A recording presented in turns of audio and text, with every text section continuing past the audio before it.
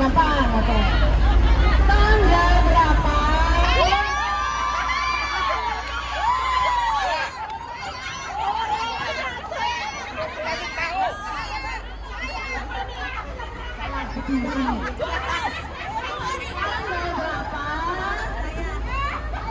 Ulang tahun saya.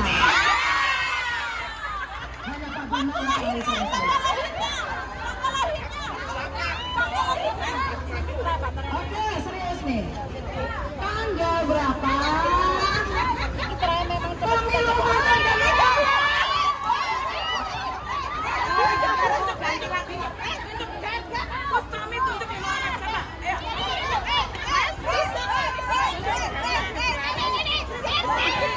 Ini adalah panitia.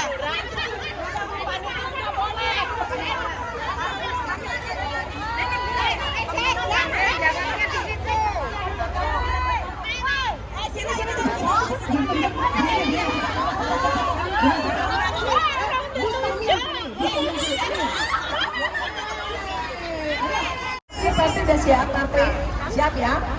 Akan mendapatkan kaos. Ajak makanan sekali ya. Dua. Oke, pertanyaannya dua. Yang bisa menjawab langsung cepat angkat tangan, saya lihat. Ya, angkat. Ya. Supaya adil, saya jangan melihat. Tapi Bu E, tolong dilihat siapa yang angkat tangan dengan Gus Tommy kamu lihat. Ya, angkat tangan pilih. Jangan saya lihat, saya tulis video, saya pilih kasih lagi. Tuan rumah yang pilih, oke? Pertama adalah, ayo siap. Sampai bisa Anda di-approve sampai keberangkatan Anda. Setelah Anda melakukan pembayaran secara cash, secara otomatis Anda sampai di Hongkong tidak perlu lagi gaji, jadi langsung mendapat gaji utuh. Jadi apakah pantas zero cost ini menjadi wajib? Ini yang menjadi pertanyaan. Selama ini kita tahu semua CPNI datang bekerja ke luar negeri dengan tidak memiliki uang. Mereka modalnya adalah kemauan. Ya, kemauan. Secara pendidikan juga tidak merata. Minimal SMP, tapi yang paling kuat bagi mereka adalah kemauan. Karena kemauan ini akhirnya dimanfaatkan pihak-pihak yang berkepentingan. Contohnya PL, sponsor, PT, agensi, dan finance. Kenapa di saat nanti teman-teman menandatangani dari prosedural ini, di saat pembekalan akhir kalian akan konsepnya zero cost. Tetapi setelah Anda PAP, di saat mau penerbangan totalisasi itu berbeda. Akan ada catatan hutang, dan itu kenapa terjadinya overcharging. Sampai hari ini kita masih bergulat di overcharging ya. Padahal kita membahas overcharging itu dari tahun 2008 ya. 2008 kita sudah membahas overcharging, kita sudah white overcharging, kita demo dari KJP sampai Sentral ya. Jadi untuk zero cost ini sebenarnya pemerintah Hongkong sendiri juga menolak, majikan juga menolak, merasa keberatan. Sementara pernyataan KJRI menyatakan bahwa pembebasan zero cost kemarin adalah bukan keputusan pemerintah Indonesia. Dari pemerintah Hongkong saya berpikir bahwa majikan tidak perlu membiayai cleaning cost. Jadi di sini masih simpang siur. Sementara untuk bagian BPKMI dan kemenangan tidak ada respon. Tidak ada respon tentang pernyataan ini. Yang saat ini kita tunggu harusnya adalah respon kemenangan dan BP2MI yang menjadi lembaga respon kita juga. KJRI tidak bisa menunggu karena KJRI sudah sangat berbeda. Sementara untuk IMEI dari mana laporan hari ini saya sorry nggak bawa brosur, tapi udah tahu ya cara melapor ke Panwaslu. Ada yang udah tahu cara melapor ke Panwaslu belum? Belum. Follow Instagramnya Panwaslu Hongkong Macau, di situ ada. Jadi Instagram kita tuh masih belum banyak followernya, jadi tolong di follow ya teman-teman. Follow ya Pak ya.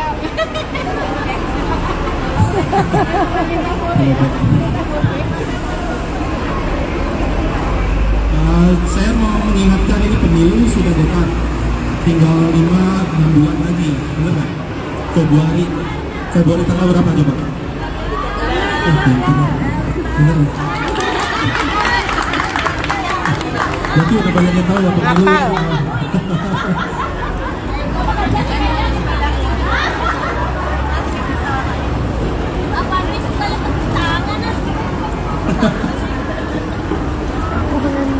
Dan juga prosesnya udah berjalan, udah tahu kan. Jadi mulai dari PPLN sekarang rekan-rekan PPLN sudah mulai yang namanya coklit kan beberapa bulan lalu. Coklit tahu apa? Pencocokan dan penelitian. Orang sama utek-utek meneh. Mau tak pakai. Itu kalau misalnya bahasa Indonesianya itu validasi data. Di sini datanya udah aman semua. Aman ya? Yang belum aman bisa lihat websitenya PPLN, update sendiri ya. Nanti kita juga cek. Jadi tuh bagi yang belum cek datanya, mohon juga bantuan buat cek data masing-masing. Saya tuh terus ingetin ini buat cek data masing-masing, cek Hongkong ID-nya benar, paspornya benar, alamat juga benar, ya. Terutama tuh yang buat pilih pos, ya. Jadi pastiin alamat benar untuk yang pilih pos.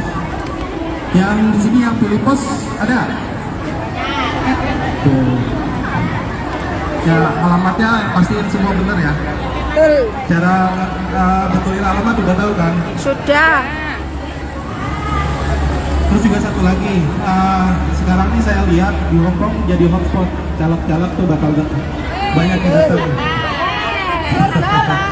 Jadi ya saya ingatkan buat teman-teman organisasi, kalau masa kampanye itu belum dimulai, ya.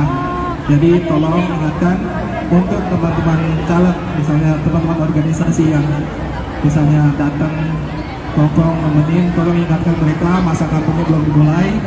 Jadi tolong jangan kampanye. Kampanye itu artinya tuh ngajak. Jadi boleh ngadain acara-acara seperti ini, boleh acara di ruang tertutup boleh, tapi jangan kampanye. Ya, jangan saat masa kampanye itu bulan November akhir sampai Februari awal, jadi sebelum pemilu. Ya. November sampai Januari akhir ya. Dulu Seringatin atau JBMI pernah mengadakan debat caleg atau debat capres. Dulu di 2014 kita mengadakan di lapangan. Lalu kita pernah mengadakan di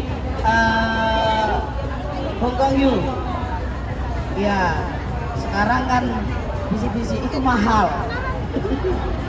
Kalau kita mau mengadakan seperti itu dan dimotori oleh beliaunya, utama lapangan itu mahal, otomatis biayanya itu nanti siapa yang nanggung. Kalau kita mau urunan boleh. Wani piro? Kayak tak jalurnya sponsor Pak Markus. Maksud saya itu partai yang urunan, kita kan punya partai pusat atau caleg atau apa, silakan, nggak tahu. Itu, nah seperti itu. Agar kita tahu siapa sih caleg kita, calon yang akan kita usung itu nanti. Gitu. Ya. Tapi kalau debat capres itu nggak mungkin, karena seorang calon presiden atau seorang calon wakil presiden tidak boleh ke luar negeri kalau sudah didok, tidak boleh ke luar negeri, cukup di dalam negeri. Nah, nggak boleh. Dan selanjutnya Bu Ayu untuk menyampaikan ini tentang kesehatan. Jebuk ini anu cacasan ning tas. Ning tas Tambahan, ini caleg yang memang siap. Di setiap dapil itu ada 7 caleg, ya, udah 7 ya. Ya silakan kalau mau kesini semua. Ya kalau mau membiayai, ya urunan setiap partai berapa calegnya yang mau ke luar negeri. Kita urunan, mungkin seperti itu lebih mudah. Ya. Bu Ayu, monggo. dari ini termasuk BPJS yang diwajibkan untuk teman-teman yang cuti. Katanya apa? Suaranya nggak ada itu. Suaranya nggak ada. Suaranya nggak ada tuh. Makanya saya baterainya di sini. Oh, Nanti kita cari yang lain. baterainya. Jadi teman-teman, dokumen syarat penerbangan itu ya adalah tiket, paspor, visa kerja, dan kontrak kerja kita. Jadi BPJS bukan syarat penerbangan. Itu yang perlu di garis bawahi. BPJS memang diwajibkan dalam undang-undang, tapi itu bukan menjadi syarat penerbangan. Jadi teman-teman jangan takut untuk cuti apabila belum memiliki BPJS. Nah, seperti yang tadi saya sampaikan, jika itu penting buat teman-teman silakan beli. Jika tidak penting ya skip saja. Jadi tidak usah takut apabila belum memiliki BPJS. Bukan, Mas. Untuk syarat penerbangan itu ya, syarat penerbangan adalah tiket, paspor, kontrak kerja, visa kerja yang masih berlaku, yang sah. Itu. Jadi teman-teman ketika di bandara atau di imigrasi ditanyai dokumen selain itu, ditanyai NKRI, ditanyai BPJS, tunjukkan bahwa kontrak kerjanya itu sudah sah. Kemudian kemarin itu viral juga statement dari Kepala BP2ANI Serang yang menyatakan bahwa cuti harus dapat cap KJRI, cuti harus cap BP2ANI, cuti harus cap PT. Itu tidak benar. Karena di dalam kontrak kerja kita itu sudah ada capnya. Ada legalisasi KJRI di situ, ada cap KJRI, ada cap agensi, ada cap PT di situ. Jadi teman-teman tidak perlu untuk pulang harus mencari PT-nya lagi untuk minta cap. Ya kalau PT-nya dekat, kalau PT-nya jauh gimana? Saya PT-nya di Medan loh, masa saya harus terbang ke Medan untuk cap PT? PT ku saja sudah tutup ya apa jajal? Nah, untuk PT yang sudah tutup teman-teman ingat bahwa di dalam kontrak kerja itu PT-nya adalah PT yang aktif. Jadi udah tutup itu mungkin PT yang pertama, tapi yang PT yang pertama itu teman-teman cek lagi. Itu akan sama dengan PT yang pertama kali teman-teman masuk ke pendaftaran di TNI. Jadi bisa jadi ketika pasang kontrak kerja baru, agen itu akan bekerja sama dengan PT yang lain. Jadi PT yang di dalam kontrak kerja itu sudah pasti adalah PT yang sah yang sudah terdaftar di Sistem KPKM. Terima kasih itu aja. Terima kasih Pak Saudara atas penjelasannya. Teman-teman mungkin ada tambahan, Mas Ali? Assalamualaikum warahmatullahi wabarakatuh. Selamat sore, salam sejahtera buat kita semua. Terima kasih atas waktu yang diberikan. Sebelumnya kalau yang belum kenal saya udah kenal semua ya. Belum. Ya, nama saya Ali dari Partai Demokrat. Sebelumnya saya ucapkan terima kasih buat Gerindra yang sudah berkenan atau membuat acara seperti ini. Tapi saya ingin dan berharap setelah acara ini minimal ada sesuatu yang bisa sesuatu yang bisa kita lakukan untuk perjuangan ataupun hak-hak PNI ini bisa tercapai. Terus terang, beberapa waktu terakhir ini, terutama setelah Bu Menteri berbicara dengan pihak Labor Department Tenaga Kerja di Hong Kong, itu kita seolah-olah kayak dibenturkan dengan majikan, betul nggak? Jadi dengan diputarnya berita itu tentang zero cost itu ya, tentang besarannya zero cost yang diajukan pihak pemerintah Hong Kong, ini membuat kita itu seolah-olah dengan majikan itu agak berjarak, betul nggak? Makanya setelah acara ini atau setelah pertemuan kali ini, saya tadi setuju apa yang disampaikan Mbak Seringatin. Kita itu punya perwakilan di Indonesia yang sangat mungkin untuk bisa melakukan sesuatu. Jadi buat apa ada partai politik perwakilan di sini tapi tidak bisa berbuat sesuatu, termasuk saya sendiri. Makanya saya berharap banyak, saya sangat berharap banyak. Jadi Mbak Seringatin ya, saya mungkin entah Nah, bagaimanapun caranya, saya berharap dari Mbak Sri Aktif bisa mengkoordinasikan partai-partai politik ini, terutama yang mempunyai perwakilan di Jatim DKI 2, supaya kita ini jangan pas waktu mau pemilu aja seolah-olah kita hanya mengemis suara di teman-teman BMI. Padahal kita ini adalah satu representasi perwakilan mereka yang ada di sini, betul nggak? Makanya saya berharap setelah acara ini minimal apakah itu berupa surat atau apa itu nanti bisa masuk ke fraksinya masing-masing atau ke komisi, monggo silakan. Jadi kita pun juga bisa menunjukkan bahwa kita itu bisa melakukan sesuatu yang bisa memperjuangkan hak-hak kita. Jadi jangan kadang itu saya itu heran juga ketika teman-teman itu ada pejabat ke sini, tapi bukannya menyampaikan sesuatu hal yang seharusnya kita sampaikan, ini malah selfie. Kan ini sangat bukan hanya selfie, konten. Nah betul, tetapi ketika Cuan. isu yang tidak ada jelas sudah bingung sekarang ini, betul nggak? Tanya ke sana ke sini, tanya ke sana sini, mau cuti pun sekarang takut. Karena apa? Karena tidak ada kejelasan, tidak ada keseriusan untuk memahami aturan-aturan. Jadi kalau Orang nonton mau jiar. ada pejabat yang datang, entah itu mau terang-terangan ataupun sembunyi-sembunyi, kalau ketahuan ada pejabat negara yang datang ke sini, sampaikan apa yang menjadi permasalahan kita, supaya kita ada kejelasan, jangan sampai kita ditakuti dengan sesuatu hal yang tidak jelas. Betul nggak? Betul. Itu saja yang bisa saya sampaikan. Di sini ada perwakilan dari PDI Perjuangan, ada dari Gerindra, ada dari PKS, ada dari Demokrat, ada dari Nasdem, ada dari mana lagi?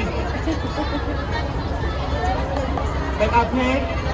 Nah ini kan mereka kan punya fraksi di DPR, yang membuat undang-undang itu DPR, ya kan? Makanya saya berharap banyak teman-teman ini bisa peduli tentang hal ini. Jangan hanya ketika pada waktu mau pemilu seperti ini aja kita ngemis-ngemis suara, ya kan? Ya kita ini sama status kita di sini adalah pekerja migran, makanya itu menjadi kewajiban kita untuk memiliki ini. Itu saja yang bisa saya sampaikan. Mohon maaf dan mohon Mbak Sinatin dan mungkin Mbak Kokri juga bisa membantu kita bagaimana caranya supaya kita bisa menyampaikan permasalahan ini bisa memberikan solusi, begitu ya. Itu saja. Mohon maaf apabila ada yang tidak berkenan. Assalamualaikum warahmatullahi wabarakatuh.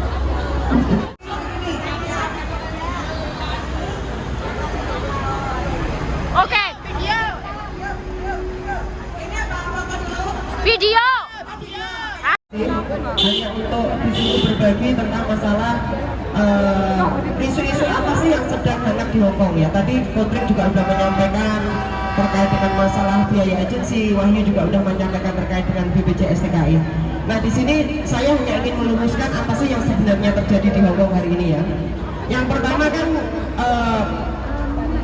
mengapa kok baru-baru sekarang pemerintah itu ngomongin masalah biaya pengobatan? Itu yang harus kita tanyakan sebenarnya. Karena hakikatnya ini tidak sekali dua kali pemerintah ngomongin kapan mau menurunkan biaya pengobatan.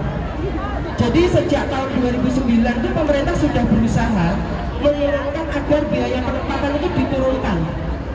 Ya, dari potongan 21.000 menjadi potongan 9.000, kemudian menjadi 15.000, kemudian tahun 2012 itu menjadi 14 juta sekian, kemudian tahun 2020 itu biaya penempatan menjadi zero. Ya, kenapa pemerintah kok senekat ini merubah-rubah aturannya sendiri? Ya, ada yang bertanya itu enggak? Benarkah untuk membantu teman-teman? Ya tentu untuk membantu teman-teman. Kan niatnya itu kan perlindungan. Nah kenapa kok sampai pemerintah melakukan ini? Karena ada desakan yang begitu kuat. Desakan dari mana? Dari teman-teman migran. yang dia memang benar-benar korban dari adanya tingginya biaya penempatan ini, ya kan? Banyak teman-teman yang merasa kok potongannya tinggi, potongannya melebihi aturan, sehingga banyak teman-teman yang mengajukan kasusnya overcharging ke KJRI, kemudian ke pemerintah Indonesia dan lain sebagainya. Nah inilah yang membuat pemerintah akhirnya juga mau tidak mau harus turun tangan, walaupun sedikit dipaksakan sebenarnya. Kalau dibilang ya harus dipaksakan nggak? Dipaksakan. Tapi itu tetap hasil perjuangan kita. Nah apa yang harus kita lakukan ini? Ini harus kita luruskan ya. Pertama, apa sih yang menjadi masalah dari biaya penempatan? Jadi kemarin saya juga sempat membaca beberapa aturannya lagi. Jadi kepala badan itu membuat 3 aturan. Yang pertama menjelaskan apa saja yang harus dilakukan oleh buruh migran sebelum jadi buruh migran. Persyaratan-persyaratan inilah yang sebenarnya membutuhkan biaya, ya.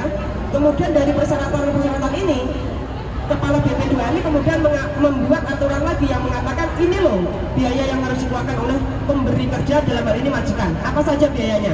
Catatnya, tiket. Yang kedua, lokal transportasi di Indonesia. Yang ketiga, akomodasi. Misalkan teman-teman rumahnya Ponorogo, mau ke Hongkong, nginap dulu di Surabaya, itu yang harus diganti oleh majikan. Ya, kemudian surat keterangan baik dari polisi jika dibutuhkan, kemudian medical check up atau cek kesehatan, dan kemudian upah 1 bulan gaji untuk PT. Jumlahnya berapa? 1 bulan gaji. Jadi kalau di total majikan itu perlu mengeluarkan uang sekitar 10.000 dolar untuk membiayai seluruh biaya bagi calon PMI ini. Jika majikan sudah mengeluarkan 10.000 dolar, maka hakikatnya teman-teman memang benar-benar tidak perlu membayar. Ya, zero cost bisa diterapkan. Nah, pertanyaan selanjutnya, kenapa kok teman-teman sampai sekarang masih membayar? Nah, di sini masalahnya. Karena untuk keluar negeri, PRT migran itu wajib masuk PT. Masuk PT, PT itu punya kerjasama dengan agen di Hongkong. Jadi kalau dikatakan apakah agen dan PT Indonesia nggak kerjasama? Kerjasama, karena itu syaratnya. Jadi syarat untuk memproses PMI, PT Indonesia harus memiliki kerjasama dengan PT di Hongkong, agen di Hongkong. Agen di Hongkong izinnya kemana? Ke KJRI. PT Indonesia izinnya ke pemerintah Indonesia, dalam ini Kemenaker dan BP2MI. Jika ada pelanggaran terhadap PT, yang tindak siapa? Kemenaker dan BP2MI. Jika ada pelanggaran yang dilakukan oleh agen di sini, yang tindak siapa? KJRI. Itu yang harusnya dilakukan pemerintah, tapi tidak pernah terjadi. KJRI hanya mengatakan agen ini tak cabut, energi ini tak cabut, tapi dicabutnya atas dasar pelanggarannya apa?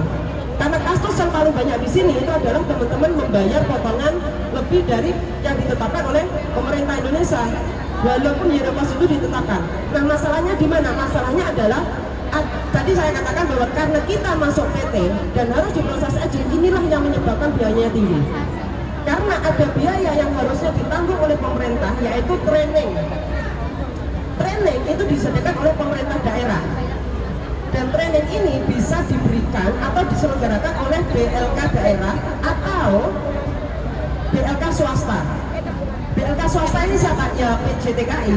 Yang membayarkan siapa? Pemerintah. Karena di sini tidak ada totalnya berapa sih kalau saya ikut BLK bayar trainingnya, karena ini nggak disebutkan, sehingga PT membuat biayanya menjadi mengada-ada. Dari mana? Mulai dari teman-teman dikasih uang satu, bener nggak?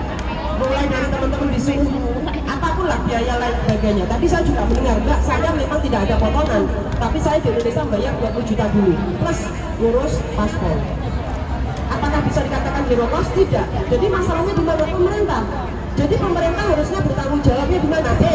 Kalau kamu memang benar-benar ingin menolong buruh migran, maka syaratnya satu. Kalau ada yang membayar potongan seberapapun itu atas nama proses keberangkatan, maka yang ditindak adalah agen ataupun PT. Karena mereka yang paling tahu berapa uang yang mereka terima.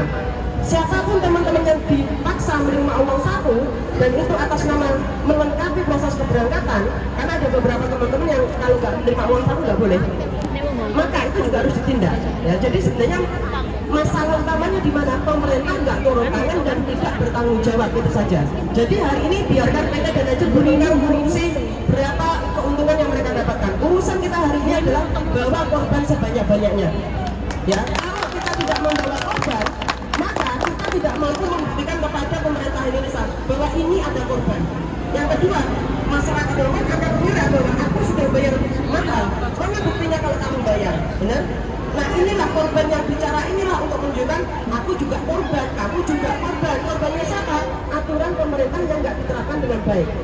Ya, jadi mengapa ini menjadi hal yang menurut saya Pak Benny datang ke sini ya nggak kesatria amat ya, ngapain juga datang ke sini atas nama personal di saat kita semuanya sedang galau.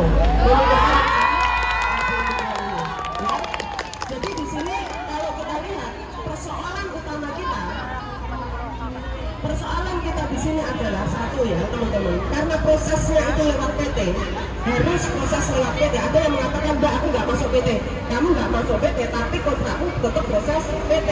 Inilah yang menyebabkan adanya perjanjian penempatan dan perjanjian hutang. Perjanjian penempatan inilah yang membuat PT akhirnya bilang gini, kamu mau kemana? Kamu nggak akan bisa pindah kemana-mana loh, karena paspormu sudah aku kunci. Ya, jadi teman-teman juga harus mikir apa solusinya. Kontrak mandiri. Selama ini teman-teman kalau bilang pemerintah menaikkan gaji PRT migran, solusinya nggak banyak kok.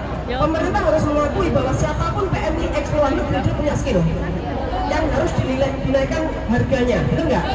Teman-teman ex Malaysia bisa bahasa Inggris, bisa bahasa Mandarin, nilainya di mana?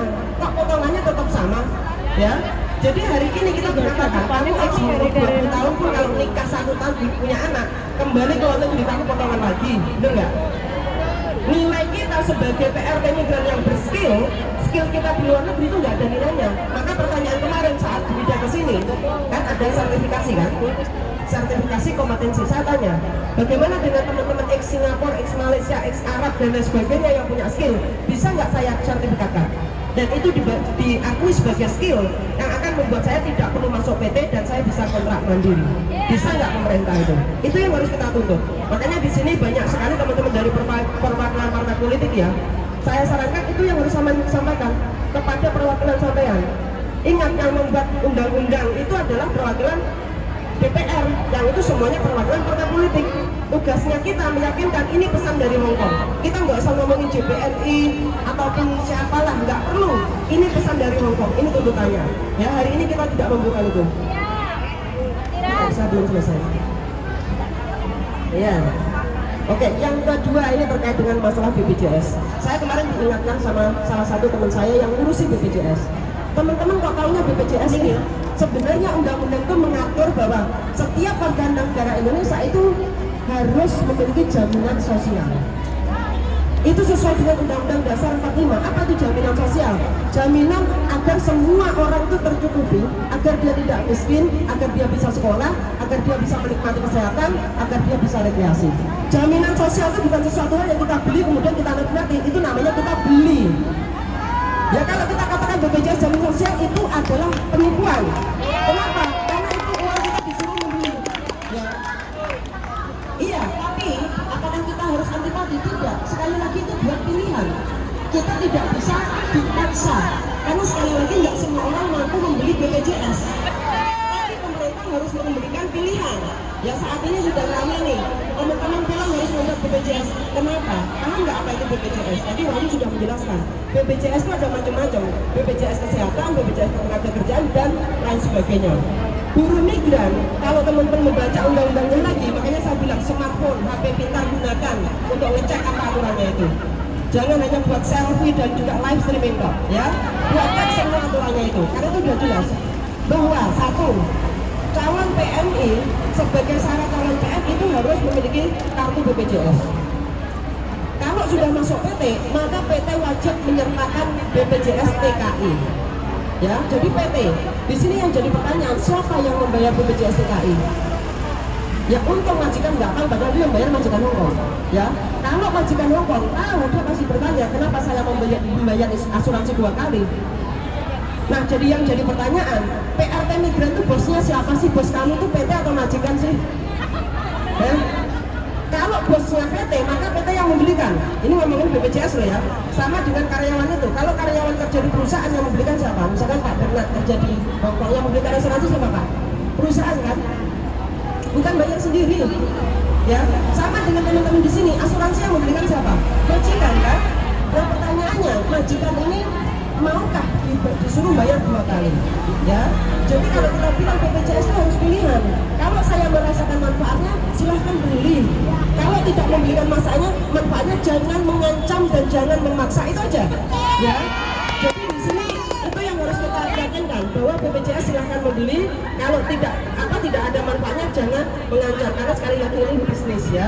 Nah sekali lagi buat teman-teman, ini ada beberapa isu yang sedang naik ya. Artinya saat kita semuanya sedang ngomongin biaya penempatan, PT dan agen sedang berebut keuntungan, tiba-tiba ada isu ini majikan disuruh nambahin 5.000, itu nggak benar ya.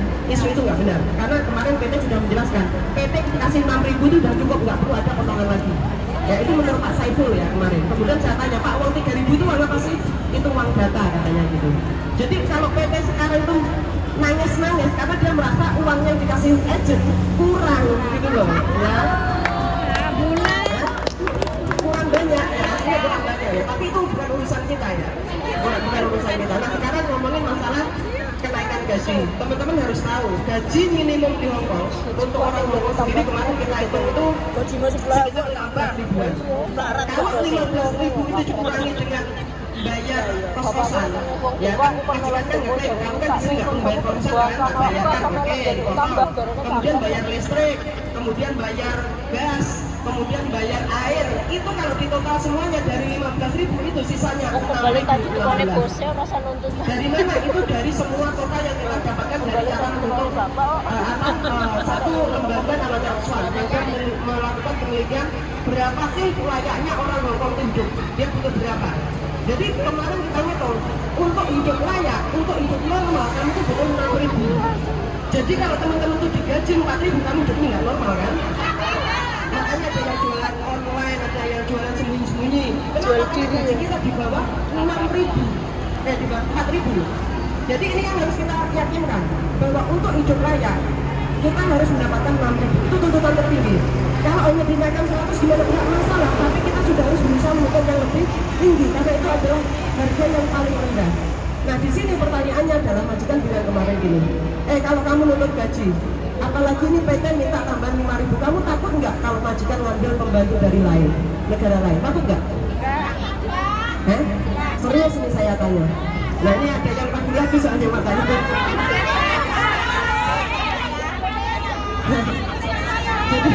Jadi ini menarik ya. Jawab cici-cici takut ya, ini takut ini. Oke. Jadi niatnya pemerintah kemarin itu ingin menciptakan lapangan kerja yang lebih banyak ya, agar semua orang yang dari Indonesia itu tidak takut ke Hong Kong. Karena Hong Kong kan berat kan ya. Mengapa itu banyak yang memutus kontrak kerja. Nah, untuk membuat Hong Kong tidak kelihatan berat, maka pemerintah Indonesia mengatakan zero cost. Semua biaya dibayarkan ke majikan, benar nggak? Nah, di sini majikan menyangkal. Kalau misalkan pemerintah Indonesia tetap bersikukuh menaikkan ini, maka majikan akan mengambil pembantu dari negara lain. Jawabannya kita apa? Silakan. Karena majikan punya kekuatan itu. Ingat loh ya, sebelum ngomongin masalah biaya penempatan dan lain sebagainya atau gaji dinaikkan 6.000, majikan itu punya pilihan mengambil pembantu dari manapun. Bahkan tidak perlu mengambil pembantu dari Indonesia. Nggak mau jadi pembantu. Kenapa? Karena nggak mau digaji 4.000. Siapa sih yang mau digaji 4.000 untuk kerja? Saya malah mau 12.000 ya. Jadi di sini yang harus kita yakinkan, tidak masalah majikan mengambil pembantu yang lain. Toh nanti pengeluarannya tetap sama. Toh majikan juga harus menggaji yang sama. Toh dia juga akan tetap lewat agent. Jadi di sini yang saya sebut bahwa kita jangan terpicu dengan beberapa isu-isu yang membuat kita akhirnya jadi terpecah belah, yang akhirnya kita jadi takut dan kemudian kita saling bertengkar satu sama lainnya. Jadi mari kita lihat semua yang viral-viral itu apa yang membuatnya viral, ya. Karena sekali lagi yang viral itu pasti ada tujuannya. Jadi jangan sampai terkecoh dengan yang viral-viral. Oke, itu aja dari saya. Terima kasih. Wassalamualaikum warahmatullahi wabarakatuh. Kita akan tetap demo ya. Ya.